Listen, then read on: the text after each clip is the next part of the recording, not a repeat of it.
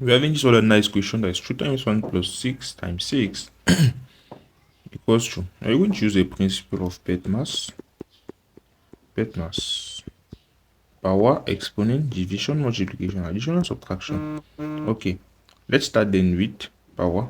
There's no power. Exponent, there's no an exponent.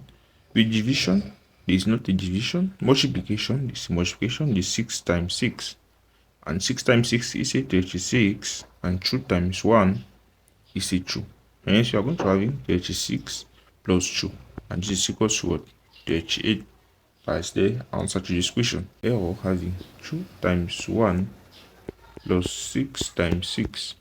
Okay, you might feel this if you, when doing addition, first you are going to have 7. 2 times 7 times 6. That's long. Hope you understood and you like this video.